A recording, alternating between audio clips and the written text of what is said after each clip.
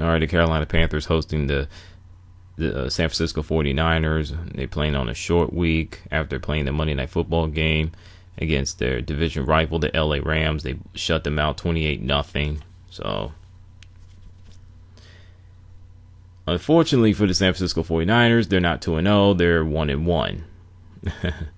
46-27, the final score. So, let me get the San Francisco 49ers out the way because I don't want to spend 30 minutes on them. They just didn't make enough plays down the stretch. There were times they were lackadaisical, they were not up-tempo, and that cost them. So, plus they don't have an MVP quarterback like Cam Newton. And let's not forget, on the 49ers defensive side of the football, their inexperience in the secondary. And it showed. So it's back to the drawing board for Chip Kelly and the 49ers. So there you go.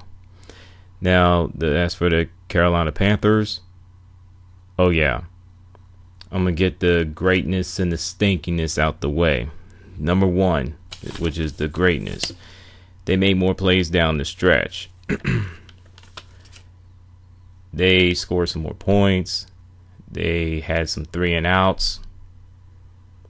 The punting team did their job. I mean, what more can you ask for? Number two, the fact that the Carolina Panthers had 529 total yards. They were several yards away from reaching 550. Wow. And oh yeah, Kelvin Benjamin, 7 catches for 108 yards and 2 touchdowns. Welcome back, KB. That's all I gotta say. And that little touchdown dance, that was pretty sweet. But the choreograph, unfortunately, they got an unsportsmanlike conduct, and I'm just sitting there thinking to myself, oh my goodness, are you serious, NFL? Really? This is where we're going? Whatever. Greg Olsen did his thing. Devin Funchess, yeah, he had a touchdown catch. Ted Ginn Jr. did some good things. Oh, I'm going to get to the stinkiness. I'm going to get to him. And the offensive line only gave up 1 sack. Oh, my goodness. That's just tremendous. Awesome job by the Carolina Panthers offensive line. Big ups to them. The runner-up is definitely Fozzie Whitaker. I think he had 16 carries for 100 yards. So he replaced the Jonathan Stewart because Jonathan Stewart got hurt yet again. Oh yeah, I'm just shaking my head in that part. Now the stinkiness. The defense gave up a few big plays that allowed the San Francisco 49ers to come back into the game, especially in the second half. But they weren't alone. The offense, they turned the ball over, and the special teams. Ted Ginn Jr., like I said, I'm gonna get to him momentarily. The mistakes that the Carolina Panthers made, they allowed the San Francisco 49ers to make a comeback. So, yeah. But the good news is that Carolina won the game. San Francisco 49ers didn't. Now, the second stinkiness is the penalties, which they had 8 for Carolina, and turnovers, which is 4. I think it should have been at least 3. The Fozzie Whitaker fumble, that was garbage. That was bull crap. Everybody in Carolina Panther fan base and non-Carolina Panther fans know his knee touched the ground before the ball came out. The fact that they still say, oh, the ball came out before his knee touched the ground. Come on. Just stop. Number 3, the stinkiness. Ted Ginn Jr. He made good plays, catching the ball, and when he makes bad plays, he'll have you just. He'll make you want to throw a remote at the TV screen, make you want to punch a wall, make you want to just take a razor blade and shave your head. I mean, make you want to do some things that you shouldn't be doing.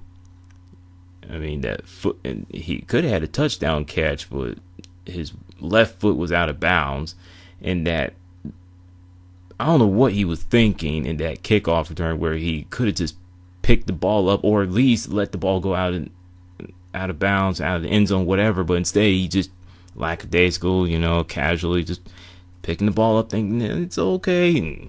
And there you go. Put the 49ers offense at the 1 yard line. That's when Blaine Gabbert scored at the 1 yard touchdown. Yay. So, my honorable mention, doggone Rondé Barber. Oh my God. This dude is so punch drunk and bad to the point he doesn't even, let me put it to you like this. He's so bad, he thinks that San Francisco, California is in the southern parts of California. That's how bad it is. And I'm like, yo, you do realize San Francisco, California is in the northern parts of the state, right? Oh, it's hot. It's humid. I'm like, you're in the South. Man, get Chris Myers and Rondé Barber off the TV. Please do not let them call Carolina Panther games ever again. And I don't want to hear from Carolina Panther fans, well, they win games, that's all that counts. I don't want to hear both of them. If I do, I'll bang my head against the wall. Well, shoot, I might as well just put on a mute button at this point juncture. Oh my God, it's just, yo, boy.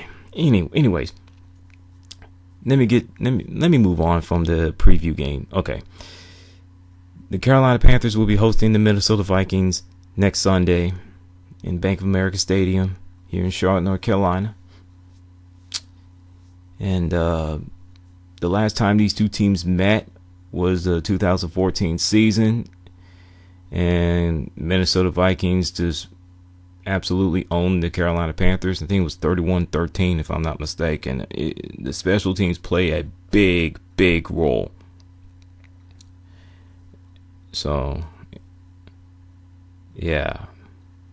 In order for the Carolina Panthers to go 2-1, they're gonna against the Minnesota Vikings, they're gonna have to slow down Adrian Peterson, force Sam Bradford or Sean Hill, whoever's playing the quarterback position, to throw the football. And the Panthers secondary need to not be overly aggressive, but be aggressive towards the receivers of the Minnesota Vikings. And as for the Panthers defense it's the Panthers offense versus the Vikings defense. That's gonna be the matchup I want to see, and it's gonna be tough. They're gonna have to mix it up a bit, catch the Minnesota Vikings defense off guard.